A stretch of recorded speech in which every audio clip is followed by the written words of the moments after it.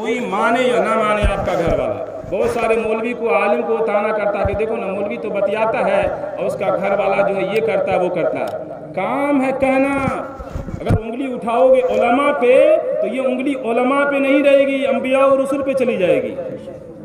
کہو گے حضرت لوط علیہ السلام کے بارے میں تمہارا کیا جواب ہوگا؟ محمد رسول اللہ کے بارے میں تمہارا کیا جواب ہوگا؟ حضرت ابراہیم اور ان کے بیٹے کے بارے میں تمہارا کیا جواب ہوگا؟ کیا وہ اللہ کا حق اور اللہ کی دعوت و تبلیغ صحیح طریقے سے حق ادا نہیں کیا؟ کون ماں کا لال ہوگا جو کہے گا کہ موسیٰ کلیم اللہ اور نوح علیہ السلام اور لوط علیہ السلام نے دعوت و تبلیغ کا فریضہ ادا نہ کیا؟ کون ایسا ہو سکتا ہے؟ ان سے بڑھ کے کائنات میں کوئی افضل والا نہیں، اور اللہ کی امانت کو پیش کرنے میں ان سے بہتر کوئی نہیں ہو سکتا. تو اس لیے عالم کو جو نشانہ بناتے ہیں وہ اللہ پہ کمنٹ کرتے ہیں. علم اللہ کی صفت ہے، عالم اللہ ہے، اور عالم کو برا بھلا کرنا. امام غزالی کہتے ہیں کہ عالم تو کسی اپنی اچھائی کی وجہ سے جنت میں چلا جائے گا، اجہلوا تو اپنا خیر منا کے تو کہاں جائے گا. تو یہ بہت بڑی بات ہے. تو اس کے بعد جو ہے دعوت و تبلیغ و اصلاح معاشرہ، اور چھٹا یہ ہے اردو زبان کی تعلیم.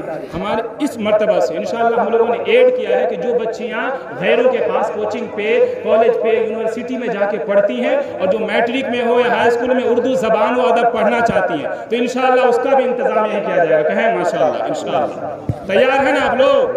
لوگ کہیں گے کہ ارے آپ جو پڑھائیں گے اور پردے کا انتظام کفار و مشرکین کے پاس بھیجنے میں بڑا اچھا.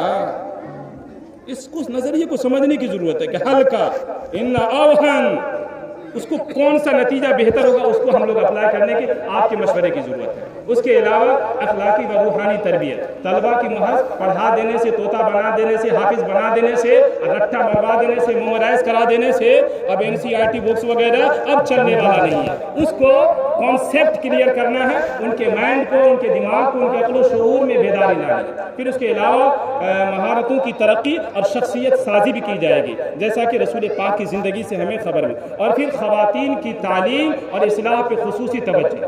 یہ ساری باتیں جو کہہ رہا ہوں نا، یہ نہیں ہے لوگ کہیں گے اے مبشرہ والا کر لے گا. نہیں، ایک ہم چراغ لگائیں، ایک درخت لگائیں. اللہ چاہے گا اللہ کے بندے آئیں گے تو اس درخت میں انشاءاللہ پھل پھلے گا انشاءاللہ. مفتی عبدالجلیل کو گمان تھا کہ ہم مدرسہ کھولیں گے تو اتنے بچے کامیاب ہو جائیں گے. نہیں، ایک درخت لگا دیا انہوں نے اور اللہ نے اس میں خیر و برکت دی. ساری دنیا میں جو ہے مفتی عبدالجلیل حضرت مفتی اعظم ہند کا نام. ہم نے ایک محبت کا چراغ جلایا ہے.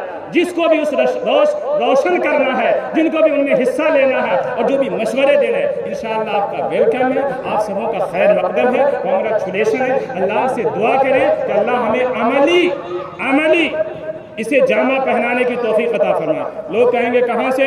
تو میں کیرلا گیا ہوں. ابھی جو ثقافت السنیہ مرکز الثقافت السنیہ دیکھ رہے ہیں کہ سارے ہندوستان میں سب سے بڑی یونیورسٹی ایک کٹیا تھی، ایک جھونپڑا تھا، شیخ ابوبکر نے شروع کیا تھا. اس جھونپڑے نے ایسی شمع روشن کی کہ ساری دنیا میں علم کی شمع روشن کی. کون کہتا تھا؟